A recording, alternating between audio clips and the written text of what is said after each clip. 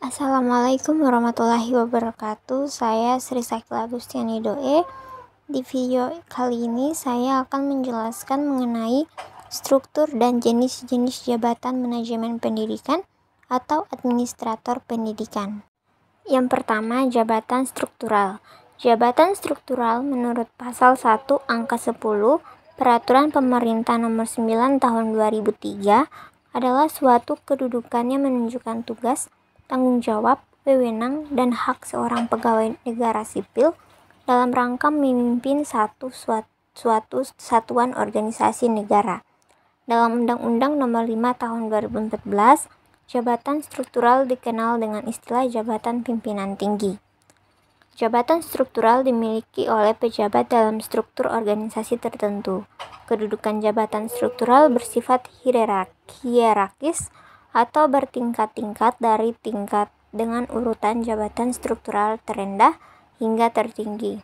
PNS dibagi menjadi 4 eselon, yaitu eselon 1, 2, 3, dan 4.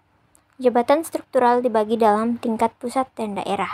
Contoh PNS dengan jabatan struktural tingkat pusat adalah Sekretaris Jenderal atau Setjen, Direktur Jenderal atau Dirjen, Kepala Biro, dan staf ahli. Sedangkan contoh PNS dengan jabatan struktural tingkat daerah adalah Kepala Kantor Kedinasan, Kepala Bagian Kantor, Kepala Camat, dan Lurah. Selanjutnya, jabatan fungsional. Jabatan fungsional pada hakikatnya adalah jabatan teknis yang tidak tercantum dalam struktur organisasi, namun sangat diperlukan dalam tugas-tugas pokok dalam organisasi pemerintah. Jabatan fungsional pegawai negara sipil terdiri atas jabatan fungsional keahlian dan jabatan fungsional keterampilan. Contoh jabatan fungsional keahlian adalah dokter, dosen, ahli kurikulum, akuntan, dan lain-lain. Sedangkan untuk contoh jabatan fungsional keterampilan adalah teknisi penerbangan, asisten perawat, paramedik veteriner, teknisi penelitian dan perekayasaan, dan asisten teknik pengairan, dan lain-lain. Jabatan fungsional terdiri atas 2 macam, yaitu jabatan fungsional tertentu dan jabatan fungsional umum.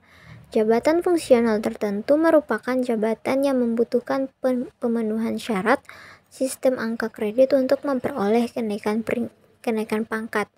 Hal ini dilakukan sebagaimana aturan keputusan Presiden Republik Indonesia Nomor 87 Tahun 1999,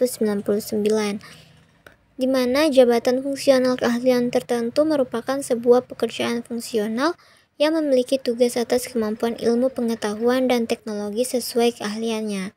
Jabatan fungsional keterampilan tertentu merupakan pekerjaan fungsional dalam bidang teknis beserta rangkaian prosedur yang diperlukan.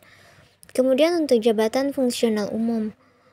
Untuk jabatan fungsional umum, pegawai negeri sipil yang mengemban tugas ini akan mendapatkan penilaian dari daftar penilaian prestasi pekerjaan.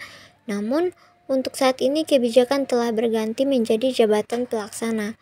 Hal ini berdasarkan akan pemberdayaan aparatur negara dan reformasi birokrasi nomor 25 tahun 2016 mengenai nomenklatur jabatan pelaksana pegawai negeri sipil di lingkungan instansi pemerintah.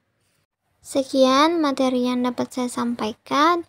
Bila ada kesalahan dalam penyampaian, saya mohon maaf. Assalamualaikum warahmatullahi wabarakatuh.